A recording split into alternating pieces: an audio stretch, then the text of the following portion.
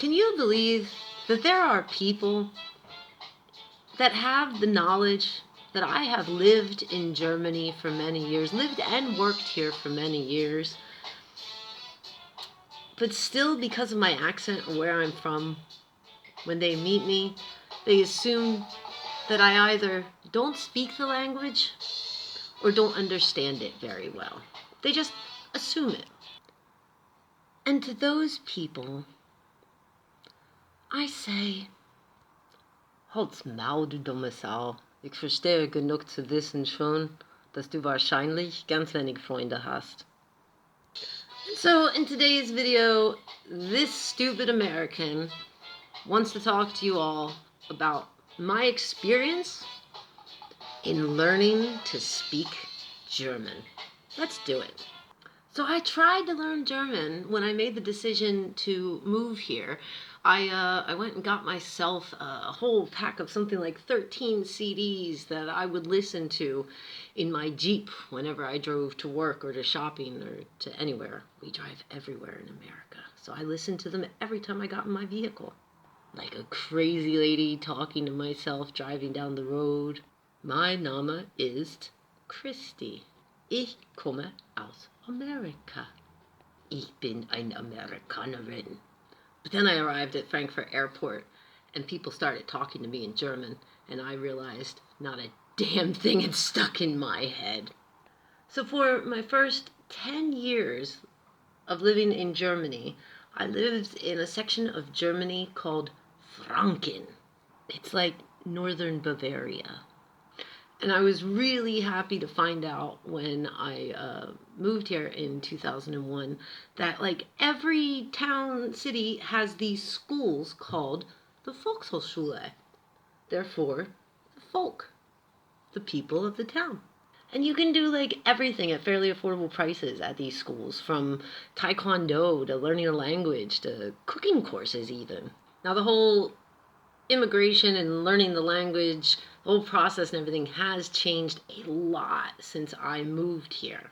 Back when I moved, it wasn't required to learn German. Now, if you want to immigrate here, you are required to learn the language and pass a test to prove you got the basics at least. But I really wanted to learn the language. I know a few Germans are gonna groan when I say this, but I loved Rammstein. Yeah, I was that American that, like, when I thought of the German language back in the late 90s, early 2000s, I thought of Rammstein. Side note, ladies, if you think that that's what the average German man is like. So yeah, I thought this language, it sounded so strong, and I really had a desire to learn it, but also it was a must. I mean, when you live somewhere and you don't speak the language, it really sucks. I mean, your day-to-day life is just nothing when you can't communicate with the people, you can't read the signs. I love to eat and try local food and drink, and reading a menu was one of the first things that frustrated me. So I got right into what they called an intensive Deutsch course. I believe, my memory is not so good, but I believe it was 3 hours a night. I think 2 days a week. It might have been more, something like that. My class was not big either. There wasn't as much immigration going on at that time as there is right now. But my class, I would have to, if I recall correctly, I'd have to say it was between like 13 and 18 people, because my town was also located near an American Army base. Some of the students were soldiers and or wives of American soldiers, and some were different people that were immigrating for a variety of reasons. I remember like at least 3 of them were various women from various places that had married German men just like me. 2 of them were Brazilian. I met some interesting people. My teacher was the coolest. She was this very charming Russian lady. I know you might be thinking, you learned German from a Russian? But let me tell you something. If you knew this dialect, this version of German that they speak in this region where I had moved to. Holy cow! Thank God I had a teacher that spoke Hochdeutsch. She spoke proper and clear, accent-free German. And for someone who's never been a fan of institutions or school in general, or school or institutions in general, I was really compelled to listen to her. She was a good teacher, and I feel like she locked in the basics for me. I would say that within 1 to 2 years of living here, I had basic German. I could order food, I could ask directions, I could introduce myself. Still wasn't too good at like small talk and such. Then again, this culture doesn't really do a lot of small talk.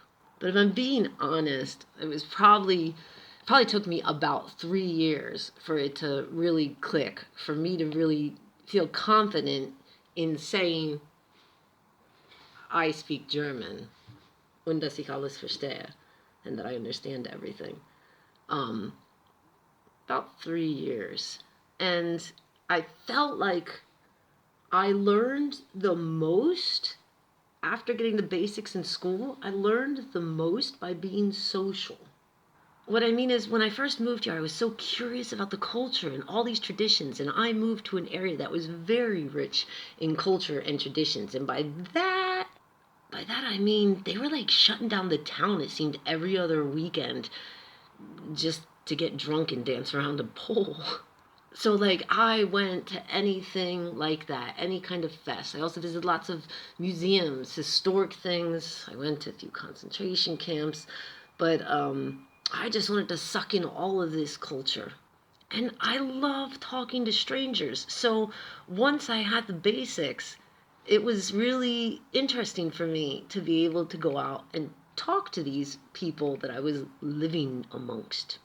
Not all experiences were good experiences, though, when I finally, let me put it like this, when I finally got the nerve, built up the gumption to go out and basically, in my head, make a fool of myself. Because when I speak German, I have a thick accent, and I know I'm going to make mistakes. And I did. And I have to say, as somebody that's traveled around this whole country, I noticed, I'll say now, in a specific region, it was horrible. Every time I opened my mouth, I was mocked. Now, a native English speaker, they understand that mocking it's an insult. You're ridiculing, you're making fun of somebody. But in this one particular region where I had this issue, it was on the daily. I'm telling you, I would go to the baker and I would say, ich hatte gern eine Brötchen, bitte. And she would answer with, oh, eine Brötchen, with this heavy R. Because us Americans, it was explained to me, we talk like this to the Germans. Rah, rah, rah, rah, rah, rah, rah, rah, rah, rah, heavy R. I'd go to the gas station. I would just say something like order my cigarettes, and again, one of the words that I said at the end of the sentence, they would then repeat back to me with this heavy R accent, and then just stare at me as if I was going to find this amusing as well. Blows my mind, too, when I think about, I would say a handful of times, 3 to 5 times, I've had experiences where I was actually speaking to this German with my thick accent, and they answered me back. Instead of answering what I was talking to them about, they answered me back that they didn't speak English. But as with everything, every region and the way that people are, and just people in general, everybody's different. And I was lucky enough to have a job that popped me all around Germany, and I worked in every different corner, got exposed to every different accent and dialect, which was fascinating to me and really helpful. Like, I feel like that's something I have. A little bit of an ear, now only one, if you will, but an ear where if I really listen, I think maybe better than your average foreigner who speaks German, I can understand most of these weird dialects. Except Schwäbisch. Nobody understands Schwäbisch. Just don't even try. Don't even look it up. So yeah, German was not an easy language for me to learn, but if you're somebody that wants to learn it, immerse yourself in it. If you don't have the chance to go to a German-speaking country, for example, if you're in America and you want to learn it, like in America, sometimes you can find German clubs. We have the region I came from, Pennsylvania, lots of German immigrants and relatives and clubs and such. So seek on the internet and you can find it, but get around it where you can hear it and try it out yourself and make the mistakes and have the people correct you. As frustrating as it is, these are the moments that you learn. I am really fascinated by just how many different accents and dialects can be found in this little country, Germany, you cute little thing, you. Like, I mean, in America, you have to travel pretty far for the accent and words and such to change drastically. But like Germany, which is to put it into perspective for my American friends, the country of Germany, turn it sideways and you can pop it right in Pennsylvania where I'm from. And in this tiny country, what I witnessed, it's amazing. Sometimes village next to village will have completely different words. I encountered that a lot down in the south of Germany. But you really do not have to drive far for the accents to like completely change. And that fascinated me and was fun when I was traveling and working. It was like a game, like my ear would have to really listen. What did that guy just say? I thought it sounded like this, but with a le on the end. So it can be a tricky language, but it's not impossible. I'm still learning every day. I'm also at the same time working on learning Dutch. That is a great language that is highly entertaining to listen to. Thank you for watching my video. Don't forget to click like. If you want to watch more, click subscribe, ring the bell for notifications. More to come soon. I'm going to try to get on a schedule eventually and let you all know. Take care of yourself.